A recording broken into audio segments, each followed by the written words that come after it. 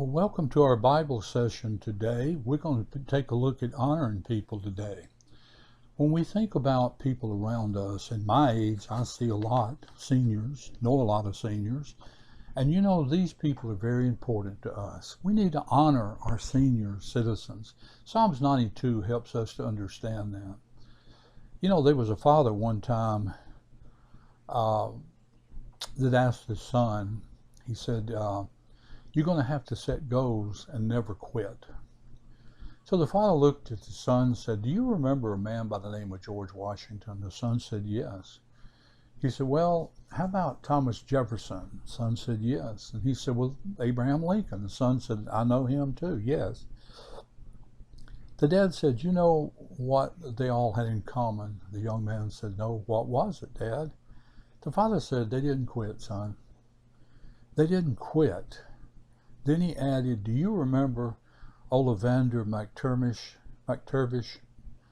The kid said, no, who was he? See, the dad said, you don't remember him because he quit. God never really put into play a retirement program for people that's seniors or older age. I know as a senior and as my age has come on, and it's tough. It's hard to deal with sometimes. Sometimes you feel like maybe I've reached my limit. I can't go. And I make a confession to you now. There's been several times over the months, especially the last months, I have thought about, if you want to call it retire or just stop doing some of the things I'm doing. But every time I get into that, God sends something that says, no, I'm not through with you yet. You just keep going. So that's what keeps me going. But that doesn't mean that I don't think about it. You see, seniors, and I'm not speaking just for myself, but there's a lot of valuable knowledge there that we need to tap into. You see, when the honeymoon is over, when the new wears off, and when the excitement fades, what do you do? Where do you go? What is it you do next? When it's not fun anymore, when boredom sets in, when this daily grind that we go through sets in, when it gets you down, what do you do? You see, many people give in or they quit.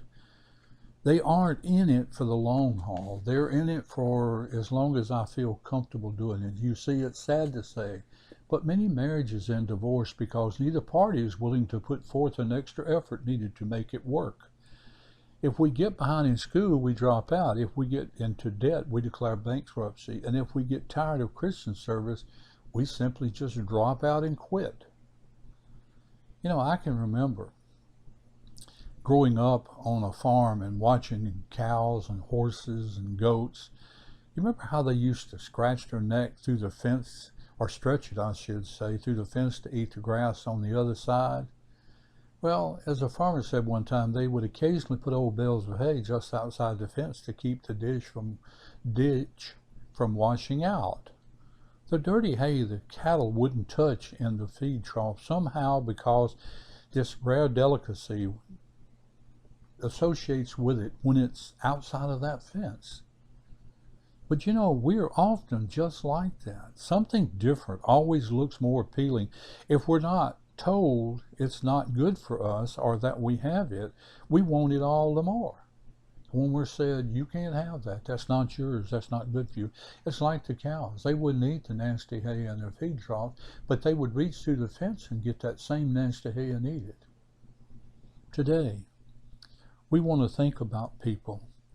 We think about people that's 80 years old and older, and we want to think about honoring them. There's many things that people like that could tell us.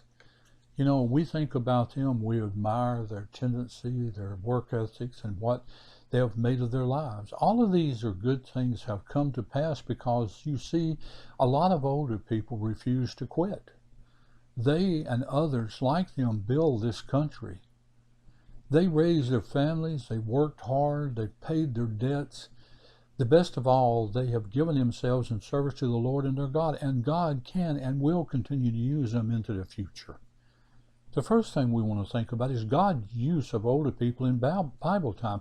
Think about Abraham and Sarah were past 90 years old when Isaac was born. Impossible. but it happened. Moses and Aaron were both past 80 when called to lead Israel from Egypt. Joshua and Caleb led the conquest of Canaanites and served till past 100 years old. Daniel was past 80 years when he served as a governor in Babylon. It was during the period of his life when he was cast into the lion's den. Simeon and Anna were waiting for God to reveal the Messiah. Both were past 80 when Jesus presented himself. There are but a few here of these examples that we could name. You see, God still uses seniors today. Elders lead the early church, men to pastors and serve, women to set examples. There is still a need today for those people in our churches. They retire. The retired have time to do many things that needs to be doing that couldn't be done otherwise. Hospitality, benevolence are needed.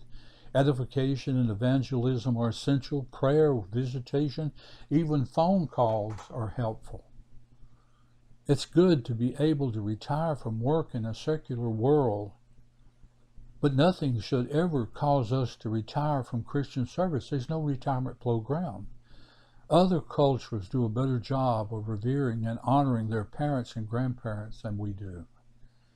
But think about this, and I ask this of the Lord towards you. May the Lord allow you many more years of service before he decides that he wants to call you home.